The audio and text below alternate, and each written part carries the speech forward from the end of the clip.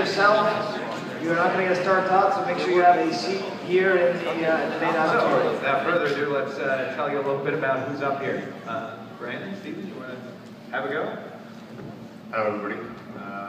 Great to be up here again, having a great time here, and great to see so many places in the audience as well.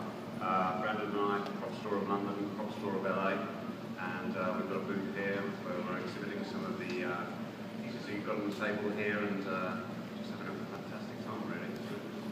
Yeah, I'm Brandon, and I've been collecting Star Wars props for several years, and please come see us at our booth at 1026. We have some more stuff, more original pieces on display down there. Good picture. I'm Gus Lopez, so I'm a Star Wars collector and props, one of my favorite areas in collecting. I run the Star Wars Collectors Archive with a bunch of friends, and also involved in putting the collecting track together for Celebration.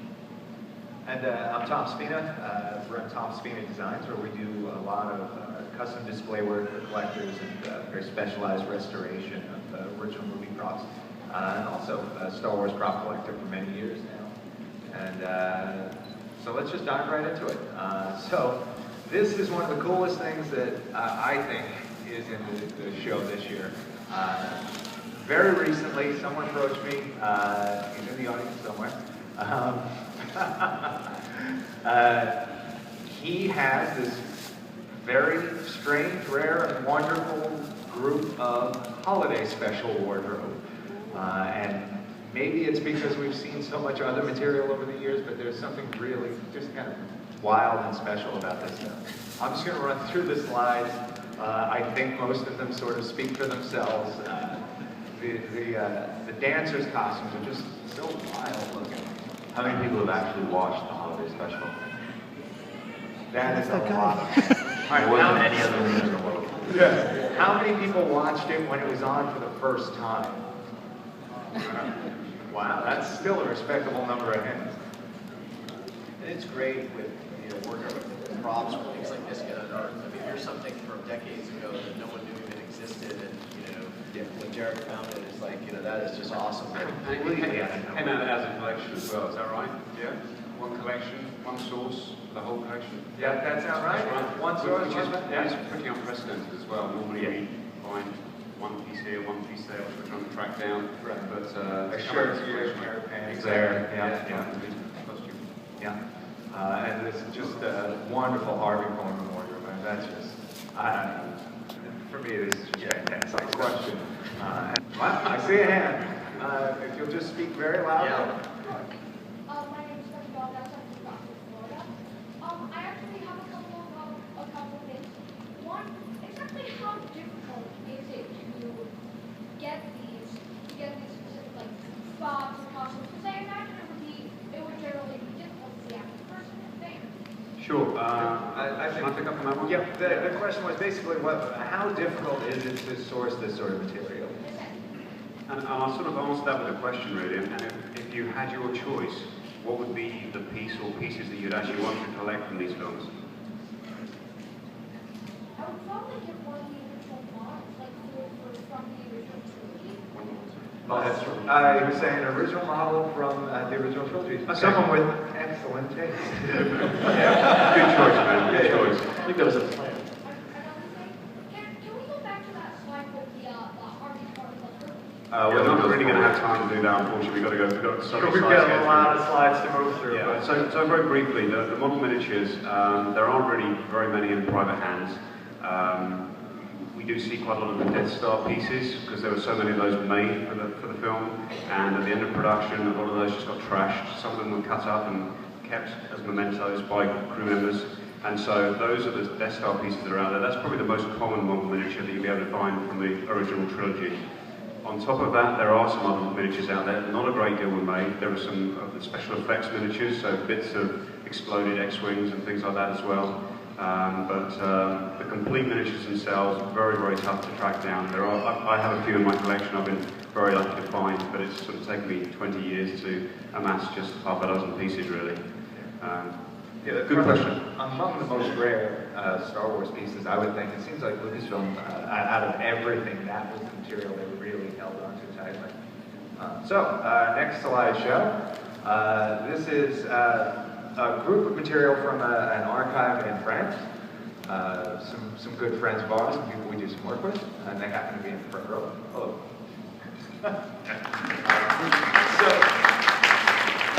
I'll just give a brief introduction. This started out as a private collection, and what they've since done is formed a company with it and are making an effort to share the material in a wider way.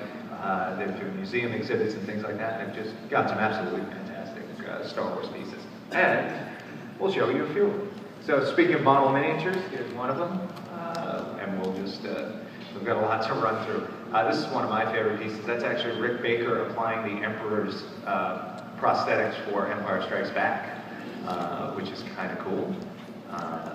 This also is something that I love personally, where they, yeah.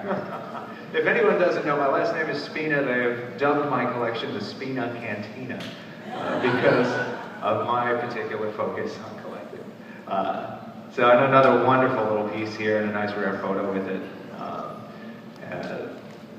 This is kind of a neat one. This was used in A New Hope and then modified for the holiday special. Also shows up in Return of the Jedi in its new configuration. And this is really nice because this is the stunt dummy Greedo head. So you know not only that it was used on film, but you know exactly where it was used on film. And you can match it up bump for bump, wart for wart, one eyelid to one eyelid. And that gets blasted when on shot first. Yes, you may applaud that. And then here's a couple of really cool pieces of wardrobe from the ceremony section. We've got a rebel robe and then Luke's rebel ceremonial jacket, which this sort of made the rounds, that piece. Yeah, it went up for public auction at one point, and then it's changed hands a couple times. And it's wound up in a pretty nice home. And speaking of Luke, there's a piece of him. Don't tell Mark Hamill, is he here? And that's pretty stunning, I think, to anybody who collects original. That's about as good as it gets. Yeah, and if I remember right, Patrice, that's from the first film? Second one? Empire Strikes Back. I think it's the only R2 in Well, the private collection. If it's from Empire, it's crap. Just give it to us. We don't want it. For the audience. Yes. No. So, anybody else have a question? All right, next slideshow. Start thinking of questions. I'm going to turn things over to Stephen and Brandon, and I'll flip through and you guys discuss your incredible material. Yeah, so this is actually not something that was used on screen. This is a piece that was made by Dave Elsey, who was the head of makeup and creatures on episode 3, Revenge of the Sith. And this is basically something that he did just as sort of a one-off art piece. So the head with the burned makeup on it is a casting off of Hayden Christensen with the filmmaker applied to it, and then he sculpted out the rest of it just to turn it into a bust. And Dave's paintwork is just second to none. Yeah, he's a master artist. Absolutely stunning. He won the Oscar Valley Wolfman. This is the baby Ewok, which you can all see up here. Can't tell what's That's an Ewok spear next to him with the little, yeah, that's an arrow. So, I mean, something else, the arrow, that was just taken home by one of the producers as a souvenir. I think that's a nice example of the sort of framing that you guys do too, which is always nice. You know, you give the piece a little presentation. So this is a master pattern for the AT-AT. So basically this piece was built by hand from wood and plastic, and then molds were pulled off this, and from those molds, the final Walker head was cast, which is what you actually see on screen. And I think this is for the large scale version. And I think probably this was like a pyro model where they blew the head up. So this is leading into... Yeah, so what we have here is one of the other things that we're always trying to do while we're collecting props and costumes is also look for reference material that relate to those items. Obviously there's a lot of material that we just can't find. We can't find records of how many were made, who made them, which departments handled them. And this is an unusual example where we managed to track down a crew member the actual prop list that went out to Norway. So we definitively know from this list, within reason, exactly what got shipped out there. almost never seen anything like that, really. I mean, that's the only thing that we've seen that lists quantities, which is something that people talk about. You know, how many are there? How many are known to exist today? Where are they? Should there be another one? That sort of thing. Yeah, I think in John Hollow's notes, in the costume notes, he has quantities on some of the stormtrooper costumes he's made and things like that. Sure, for costumes. But yeah. So this is the pair of the off macro binoculars. We have actually got these here with us on our booth, so if anyone wants to come down and have a closer look at these. I love this piece. This is something that just turned up this year. It's sort of the epitome of the style and design of Empire Strikes Back. I think it's one of those hand props that you look at it and it just screams out Empire Strikes Back. There's the greeblies, the little additions to it, the paintwork, the tones on it.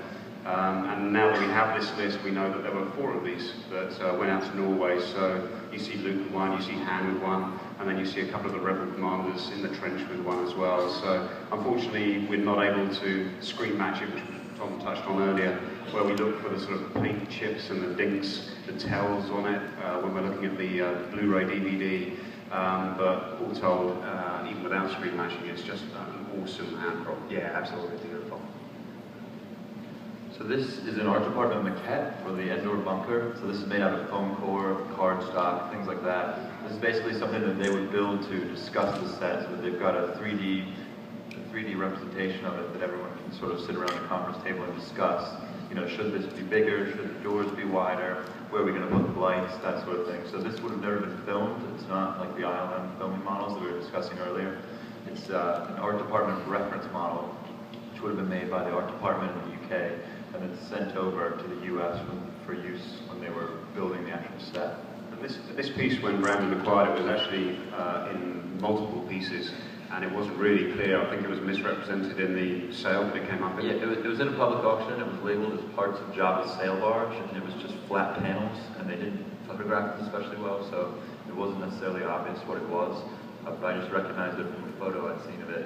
Fortunately, most of it was there, so we were able to put it back together.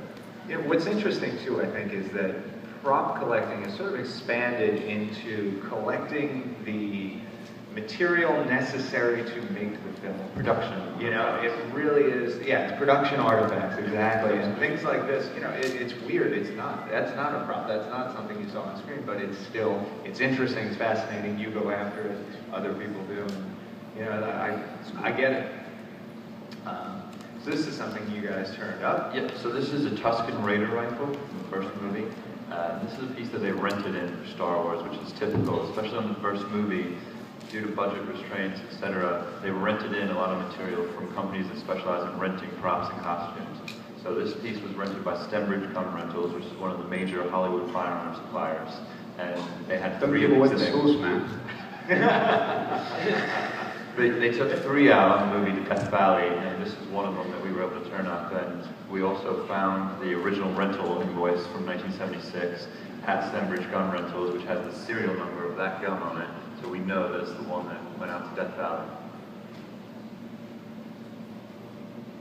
That's a pretty stunning example of a Yeah, this is movie from prop Return of the blaster. Jedi. So it's a Stormtrooper blaster. The Stormtrooper blasters were similar in all 3 movies.